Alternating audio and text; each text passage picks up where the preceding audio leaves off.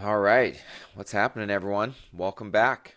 Another episode of the Free to Grow CFO podcast where we're diving deep into conversations about scaling a D2C brand with a profit focused mindset. I'm your host, Jon Blair, founder of Free to Grow CFO. We are the go to outsourced finance and accounting firm for 8 and 9 figure D2C brands. And today I'm here with my partner in crime, co founder of Free to Grow CFO, Jeff Lowenstein. Jeff, what's happening, brother? What's up? Good morning. Happy to be back here on the podcast, John. Heck yeah, man. Happy to be back talking about the seemingly not important aspect of scaling a brand with solid bookkeeping. The reason why I'm saying that is because bookkeeping, we see time and time again, is often overlooked by the founders or the founding team in the early days. And the way that I like to say it is that, like, getting your brand from, say, 0 to 10 million, maybe a little bit less than that, 5 to 7, but we'll call it roughly getting your brand to 8 figures. You did it with decent or terrible bookkeeping and your gut. But when you're scaling beyond 10 million, you need rock solid bookkeeping as a foundation for financial analysis and ultimately planning and strategy. And so we're going to get nerdy today.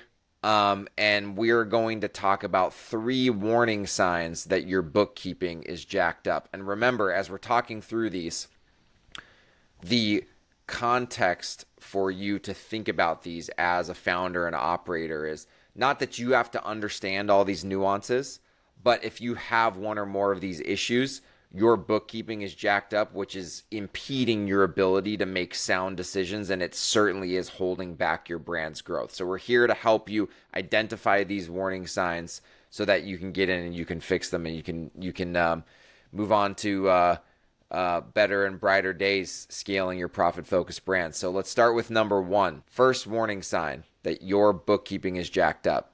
We see this over and over again. Sales tax shows up on your P&L. To lay the groundwork for this discussion, sales tax doesn't belong on your P&L. It's a current liability, which we'll talk about in more detail in a second. But sales tax collected, sales tax paid, no business showing up on your P&L as a revenue or an expense. Jeff, you see this a lot? I mean, this is an easy one for us to point out, and I quickly identify when the books are jacked up when we meet brands.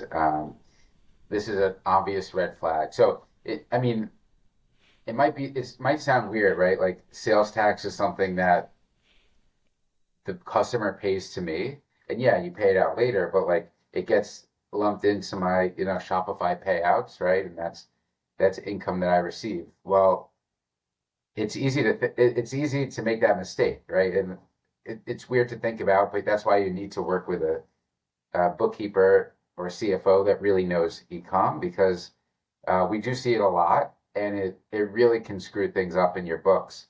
Uh, you can have dramatic swings, right? So really the right treatment is that it doesn't actually hit your P&L at all. It stays over on the balance sheet. You collect the cash, and then it comes out as a liability, that you record the liability and then you pay down the liability to the tax authorities, right? So that's how it should work. The problem is when people put it on your P&L, your margins get all screwed up because it looks like revenue, and you have extra revenue in one period with no cost, and then all of a sudden you pay it out a couple months later and you have a massive expense with no associated offsetting revenue. And it's so obvious when we look at a brand's books, when we see this massive swing in margins, right? It's For a very sure. obvious mistake for us to point out. So it screws up your margins. You don't have a good understanding there. It screws up your understanding of your liabilities because you don't understand what's going on there. And then you're also not keeping clean revenue metrics either. And it can also, this is something people don't talk about. It can screw up your efficiency metrics on the marketing side, right? Totally. So that's another point where we see people having issues. So I have a lot of thoughts. You know what though? I will say on that last one, what I was gonna mention is I actually don't blame brand founders and operators for getting this wrong. You know why? Because Triple Whale and Shopify include sales tax in their sales numbers. And so I actually think that Shopify and Triple Whale, and there's probably other tools out there that have the same issue. We see those day in and day out because we Yeah. work with primarily D2C brands. But when you look at the sales dashboard in Shopify, that sales number includes sales tax collected. And when you look at Triple Whale and you look at sales and you look at ROAS, it includes sales tax. So unfortunately, you're being misled. You're being misled by two like analytics platforms that are staples in the D2C world. So I don't blame you for getting this wrong. And quite frankly, it's aggravating that they have not fixed that yet, because this has been going on for many, many years. But additionally, like Jeff was mentioning, there's a huge risk as a scaling D2C brand to looking at a ROAS number that in the numerator has sales tax included, when in fact that sales tax collected is not a revenue item. I'll get nerdy on the accounting side. It should be classified as a current liability. The definition of a current liability is it's an amount due, an obligation that you must pay in the next year or less to somebody else. And that's what your sales tax collected is. You're collecting it on behalf of a taxing authority that you owe it to at a later time, right? Revenue, on the other hand, from an accounting standpoint, is income earned, right? Earned through the fulfillment of services and goods, right, to customers or clients. Those are by definition two separate things. You did not earn that sales tax, right, that you get to keep based on fulfilling your order to your customers. You're just a pass through, and pass throughs, which means that it is owned by, or definition, by someone else who you're ultimately passing it through. It should be classified as a liability on the balance sheet. So it should never even touch your P&L in the first place. And the other important distinction that Jeff made, this is really important, margins. What's the denominator number in a margin ratio calculation? Revenue, sales, right? So if you have sales tax collected included in the denominator of your margin calculations, your gross margin ratio, your contribution margin ratio, any other expense to revenue ratios that you track as a brand, they're wrong because the denominator's wrong, because it includes sales tax collected. So I'm drawing these out because what Jeff mentioned is those 2 points are really important. It's now all of a sudden bookkeeping, which didn't seem like a big deal. It's like, bookkeeping. I don't want to deal with that. I'm the founder. I'm a product guy. I'm a sales guy. I'm a marketing guy. Well, guess what? That jacked up bookkeeping is actually making you think on the marketing side you're doing better than you actually are, or on the margin side you're actually doing worse than you actually are because the numerator is higher, right? And so I just want to draw that connection for everybody between crappy bookkeeping, bad decisions, right? Good bookkeeping, good decisions. Jeff, you got something to say about that, I know. Yeah, I mean, we're two finance nerds, so we're passionate about it, right? And it's funny because our mission at Free to Grow is we want to support brand founders and help them scale profitably, and part of that is helping them sleep better at night and making quicker and more informed decisions. And so, big part of what we're doing is we're trying to get these things right so that the founder doesn't have to worry about them. And it's an interesting, I think there's a life cycle as to when this type of stuff becomes important. If you're starting out and things are humming and your MER is, you're crushing it, maybe you're at a 5. It doesn't matter maybe if you're off by 10% in your MER metric, because things are going, you're figuring out your channel mix, you're figuring out your products, what's working, and you're on fire. But you're gonna hit a ceiling, right? Efficiency is gonna go down 2.5, 2.4, 2. Or 3, maybe 3x MER. All of a sudden, that 10% difference. So let's say it's a 3.0 MER you're measuring. Well, if the reality is actually that it's off by 10% because of sales tax, you're actually at a 2.7 or something like that, right? That's a huge deal, especially as you're scaling spend. So your budget is larger, your MER is smaller, but like that Yep. 10% has a much larger impact as you scale and things become less efficient. So I think I understand why people don't care about this stuff in the beginning when they're trying to figure out, do I have a business here? What is my unique proposition in the market?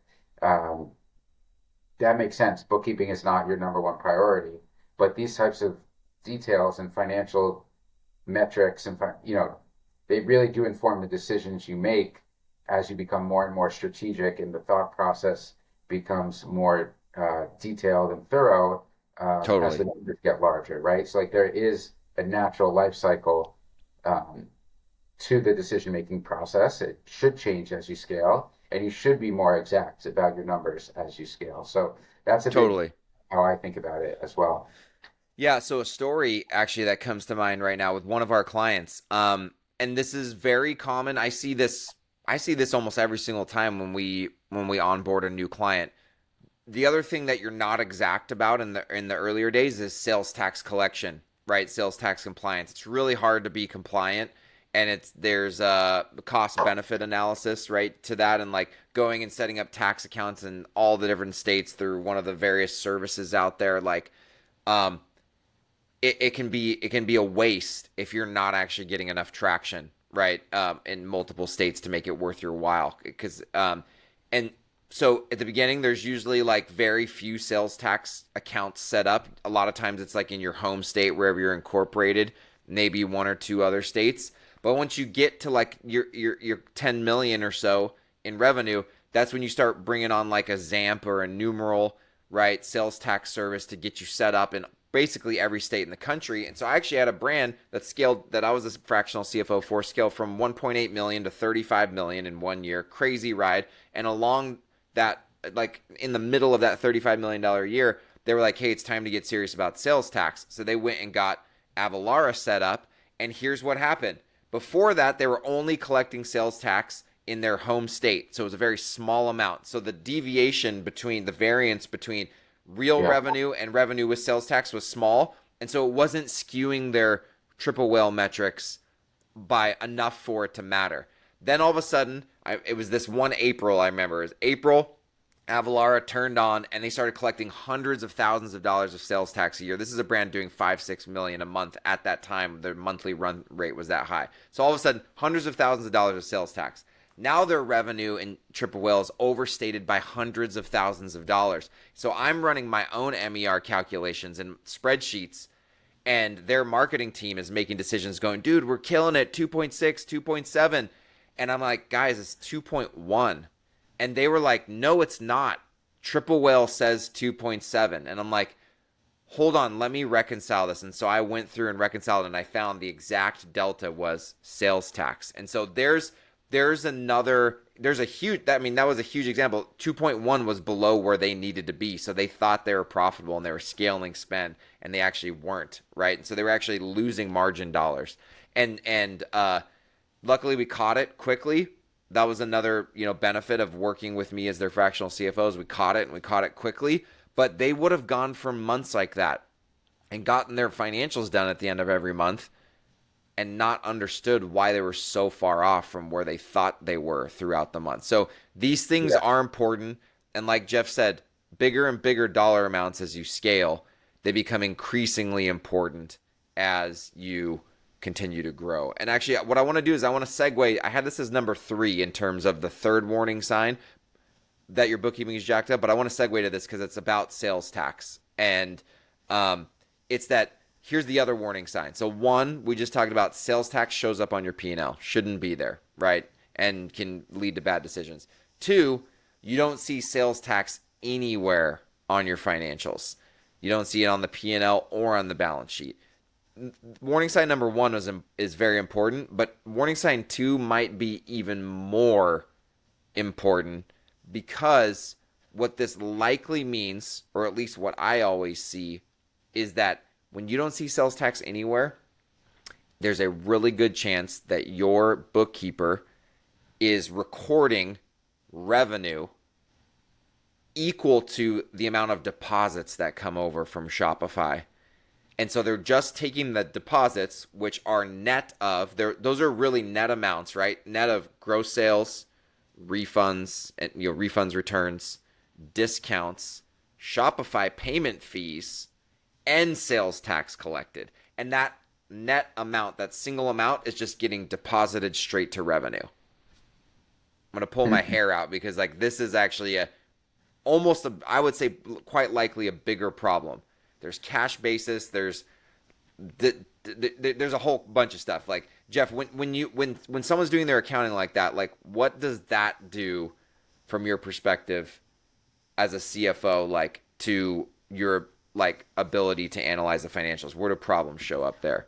Well, it's a massive red flag because if that's going on, there's going to be all sorts of distortions in the financials. But I mean, if they're booking net payouts for revenue, that's like sirens are going off. I'm like, oh my goodness, like there's massive issues here.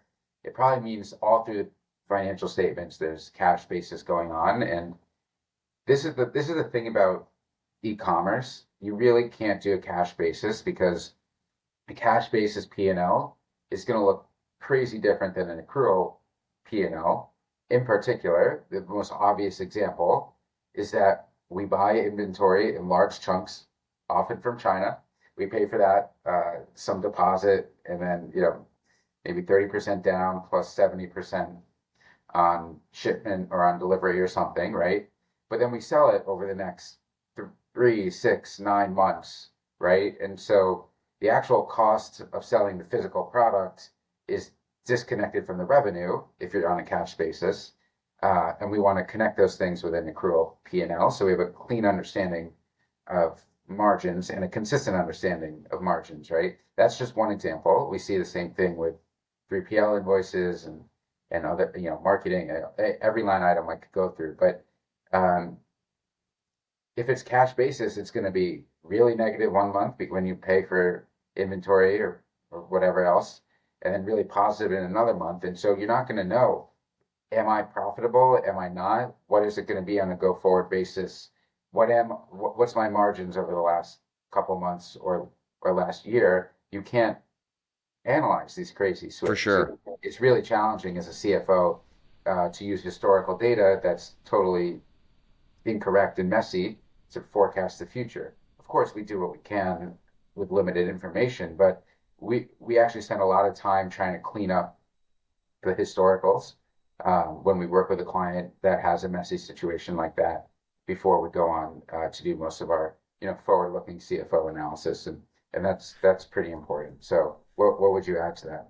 Well, actually, I mean, to just be super blunt with the audience, this may be a little too blunt, but I'm getting really I'm the one who runs sales at Free to Grow CFO, and I do all of our audits for all of the prospective brands we may end up working with, and I'm getting fed up with this kind of accounting. And what I'm realizing actually is that if your accountant is booking revenue based on net payouts from Shopify, they just flat out don't understand e-commerce. Like fundamentally, like think about it. They don't understand what's embedded in that deposit. If they did, they probably wouldn't do it that way. But they actually don't even know that that is net of gross revenue, refunds, discounts, Shopify fees, and sales tax collected. They're just, and it's usually, honestly, it's usually a CPA that runs a very horizontal firm that just, they're basically a tax accountant, and they've been given the bookkeeping work by their client who just so happens to own an e-com brand.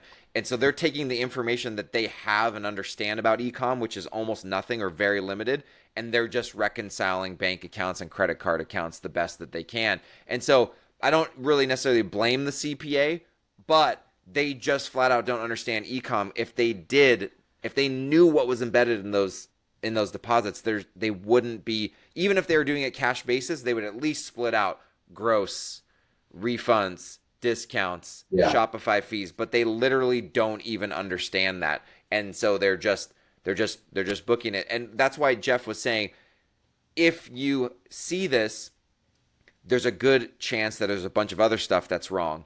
And it's actually because there's just a fundamental misunderstanding of how an e-com's accounting transactions even work. So it's likely that your books are riddled with issues even beyond the revenue. And even worse, like Jeff was mentioning, it's probably being done on a cash basis. And so you've got expenses in 1 month when they're paid and revenues in another month when you collect them. And then I work with very few brands that are not seasonal.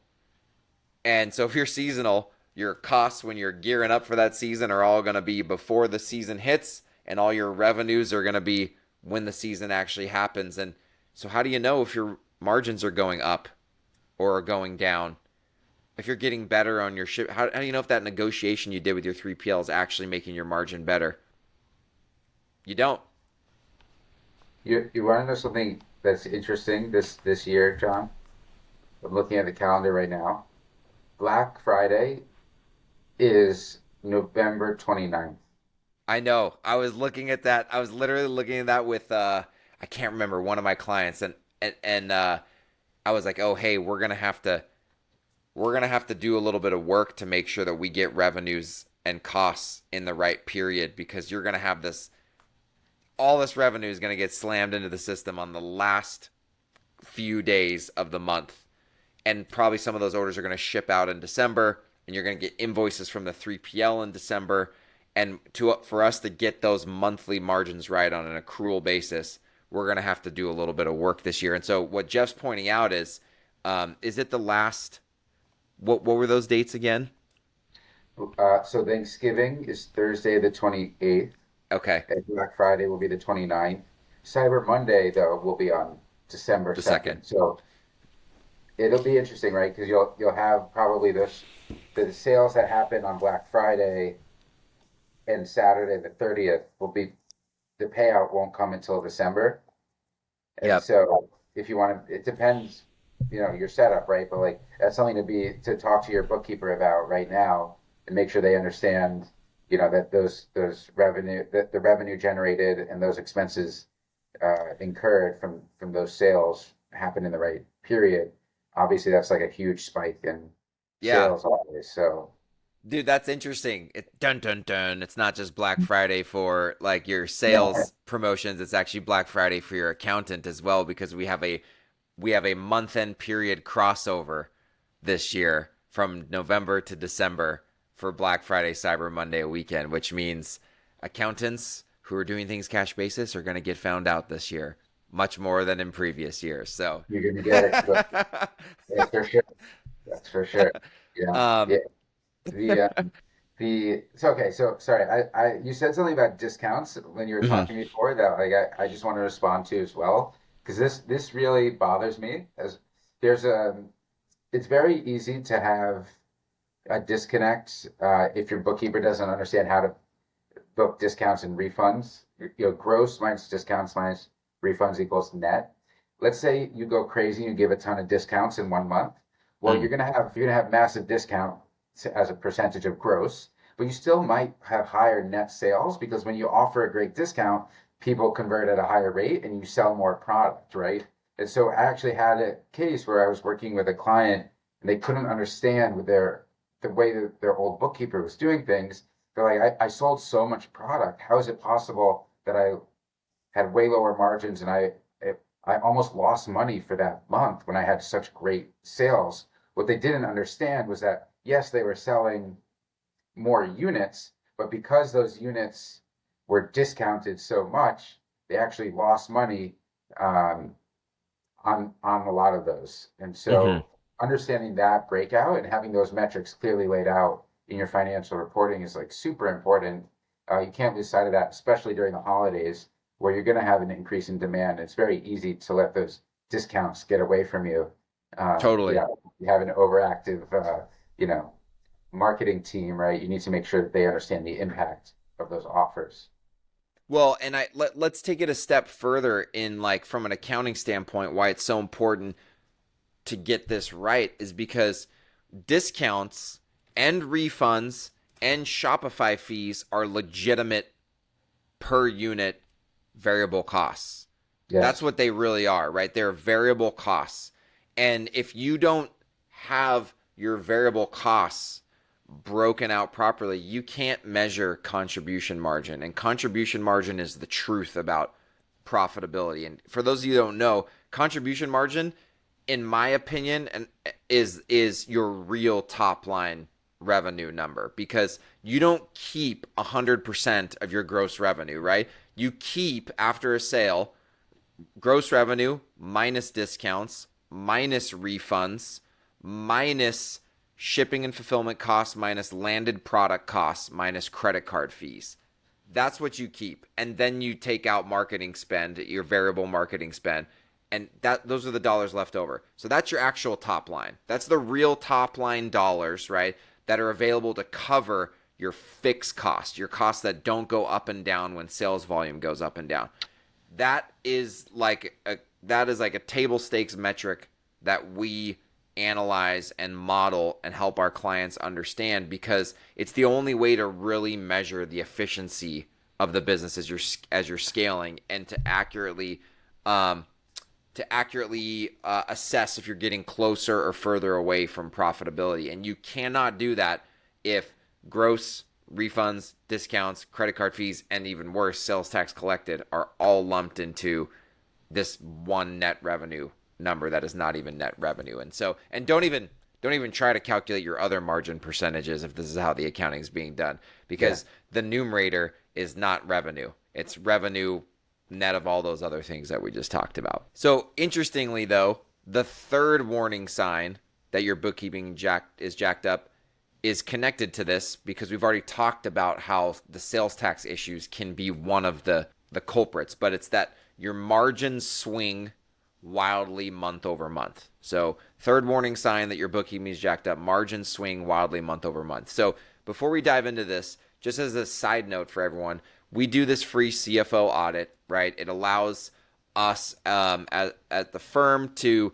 assess that there's a good fit on both sides, for us to pull together the most well-informed proposal for our prospects.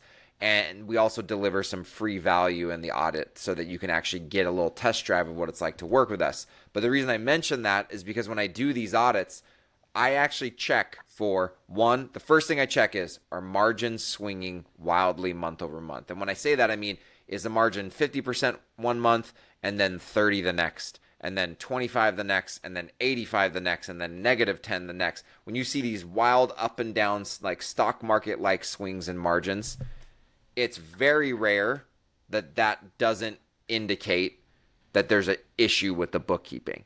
We've already mentioned how sales tax can distort margins and screw up that calculation, but there's also cash basis accounting, and there are other things. Jeff, when you see margins swinging wildly month over month, besides the sales tax that we've talked about, what are some of the other just like common culprits? Yeah, so I guess I went out of order because I mentioned the margins earlier. That's okay. It's all connected, man. Yeah, it is all connected. What are the other culprits that cause margins to swing from month to month? I mean, so a very obvious one, right, is COGS, like I was talking about before. When you buy, of course, you buy inventory before you sell it, right? It should be living on the balance sheet until it's sold. That's an obvious one. I also see a lot of issues with 3PL invoicing. That's a very common one, where it shows up in a couple ways, right? Maybe the invoicing they give you, just like the way that they pull the data, it doesn't map to when the sales are made. Another issue is like they could just invoice you late, and so sometimes we see people not accruing properly for that. They may lump things together as well. So like another common thing is your pick and pack fulfillment fee is often lumped in with like a shipping and freight out. So like and maybe different periods too. Like oftentimes pick pack will be for the whole month, yes. like it'll be for a calendar month, but it'll be on the same invoice as shipping charges that cross over a month. And so that whole invoice actually needs to be broken up in order to get into the right period. I see that a lot too. Yeah, exactly. So yes, bingo. So we try to pay close attention to that. Obviously, 3PLs are a pain in the ass to deal with, especially on the way that they invoice and bill e-commerce clients. And so And they're That's all different. Like no 3PL bills the same. I mean They're all it different. They all use different software. It's a pain. So like you're not alone if you're struggling with that. But we do look at it with a close eye to make sure we're getting it booked correctly. So that's an important one. And then okay, so here I'm just thinking, I'm moving down the P&L. So a lot of people have been forced off of credit card payments for Google Ads and onto monthly invoicing. And so mm, make sure that you're getting those invoices for the month to your bookkeeper in time for them to close the books, rather than just, if you're getting it, let's see, so it's September 30th today. If you can, your September invoice for Google Ads might be available on October 1st, but not due till October 31st. And then you might pay it in November. So if you're not careful, that could easily get booked in the wrong month. You need to be paying attention to that, and that again is going to impact your marketing efficiency metrics, and that's super important. So that's another one that I would say it's important for your overall financial margins, but like you're holding your marketing team and your agency accountable to those metrics as well. So that's well, super and important. Yeah, actually, right. let's talk about that example. You brought a very interesting example up because you like, let's say the spend was for 9/1 to 9/30, but the invoice was dated 10/1, but then it's due, or maybe you pay it November 1. So let's go through each of those dates. If you do everything on a cash basis, the expense will be on November 1st, the month in which the cash is paid. If you just blindly post the bill on 10/1, the expense will be in October, which is the wrong month. So you actually have to have a keen enough eye to go, hey, I know this is dated 10/1, but the expense is for 9/30. And so we will either just date it 9/30 in the system so that it hits the right month, or we'll manually accrue it via journal entry to pull the expense into September. But what Jeff just laid out is depending on how your bookkeeper is thinking about, like either correctly or incorrectly, or just like misses this like very important detail and isn't looking for it, you could end up with that bill in one of three dates and only one of them is correct, which is actually sometime in the month of September. And so that's like very very important distinction. These I think the theme I want to draw out is like solid ecom accounting doesn't happen by accident. It doesn't happen by accident, right? Like we understand the reason why we are good at ecom accounting is because we understand economically how these businesses work, right? And so we are looking for and we understand actually, and I know you can riff on this one, Jeff, because you say this all the time. When you go to analyze the financials, what are the metrics that matter, and doing the bookkeeping in service of those Yeah. metrics existing accurately, right? Like Jeff calls FP&A ready or CFO ready Yeah. financials. Yeah. I mean, I guess I talk about it a lot. So this is something I do care about a lot. We're a CFO shop that offers bookkeeping, and so I think that informs, like our DNA is as a CFO business, right? That we're all um, experienced in the e-com sector in finance roles, and that informs how we do the bookkeeping because we want the books to be clean and ready for analysis. And so even without one of our free to grow CFOs, a brand founder can read the financial statements that our bookkeeping team prepares and very easily understand exactly what financial position they're in, and they can make very quick and informed decisions based on those numbers. And I care a lot about that. I have a lot of pride in us getting our output uh, our output delivered in that way and held to that standard. So I think that's super important. It's something that we do. I mean, we only do ecom all day long, right? So that helps a lot. Everyone on our team understands what we're talking about when we say freight in versus freight out, or understanding contribution margin, MER is something people know through every last person who works here, right? So that is super important for us. Well, yeah, and so like again, it's intentional. It's bookkeeping with intention, right? Like Matt, one of our accounting managers, who was my controller at Guardian Bikes, he he has been scolded enough times in the last 10 years for not getting marketing spend in the right month Yeah. that he is looking for all the signs that marketing spend get put in the right month. Even if, I mean, the number of times he's hit me up and gone, like, marketing agency invoices are also notorious for this too. We're like, if there's a variable component to a marketing agency invoice, meaning they charge you a percentage of ad Yeah. spend, the number of times I've had Matt come to me and go, hey, I just got this invoice for this agency a week late. It's dated in the following month. He's like, but like this needs to be accrued, right? He's asking, this needs to be accrued in the prior month, right? Because I can see this is for services rendered and ad spend last month. And so he's not just taking the invoice date at face value. He's actually thinking about what the transaction is and saying, oh, I know the CFOs need to see ad spend in the same Yeah. month of the revenue that is generated. And so the point that I'm making is that it's not just about turning over clean books and going like, oh, look how nice and clean these books are. Like no one cares about that unless they're in service of something else. And what they're in service of is solid analytics, right? That actually help you understand month over month margins. And I'll even say cash flow, because I know we're talking mostly about the P&L, but cash flow is all about connecting the balance sheet and the P&L together, right? Yeah. That like the balance sheet tells a story that the P&L can't tell in isolation. And so if you've got stuff like sales tax on the wrong, like like not on the balance sheet and on the P&L instead, like having accrual financials really in its simplest form without being an accountant means you have a solid balance sheet, right? That's what accrual accounting means. And when you have a solid balance sheet, you can actually understand why profit and cash flow are not the same, which they never are Yeah. in a growing D2C like consumer brand. And so like there's intention and purpose and massive amounts of usefulness behind getting your books right. So, look, just to recap really fast, what we've talked about here is 3 warning signs that your bookkeeping is jacked up. 1, sales tax shows up on your P&L. 2, you don't see sales tax anywhere on your financials. And 3, your margins are swinging wildly month over month. Jeff, before we kind of land the plane on this, is there anything else that you want to say about like what it means to you to have solid books and like why it's so important when you're trying to scale a brand?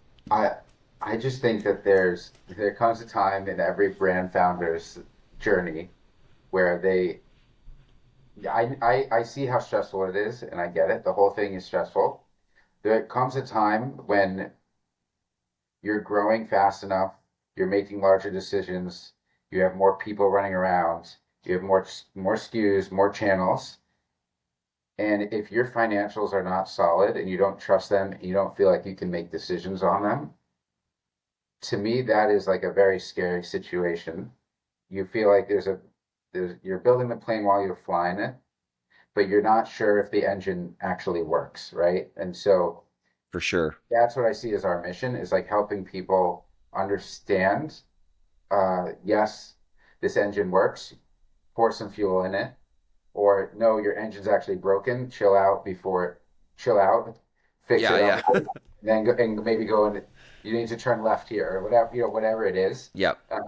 Like to me, like that is very real. And like I see the mission of what we're doing is helping people make better decisions in a very pivotal time in growing their business, right? So it's not just about sales tax, it's not just about the balance sheet, like you're saying, it's in service of something larger. And we definitely live that and feel that every day with all the brands we work with. It's about helping the people behind them sleep better at night. 100%. Said beautifully. I couldn't have said it better myself. If you want a team of ecom and accounting nerds to pour over your books, definitely consider hitting us up because no joke, when we have some sort of an issue with one of our clients' books, you've got probably 4, 5, or 6 just of the nerdiest accounting and finance people sitting on calls pouring over what the solution is. You're probably honestly getting like $600 to $700 an hour worth of labor on solving your problem for and not and we probably don't extract enough value out of that. But the point that I am making is that it's all about accountants who really get e-com and D2C and that know that nailing the books is in service of a greater purpose, which is helping you grow your brand profitably and achieve your goals. So I appreciate you all sitting through this super nerdy conversation. We love talking about this stuff more than you know. But don't forget, if you want more helpful tips on scaling a profit-focused D2C brand, consider following me, Jon Blair, or Jeff Lowenstein on LinkedIn. We're both putting out content week in and week out that is honestly in service of just trying to help you scale your brand profitably.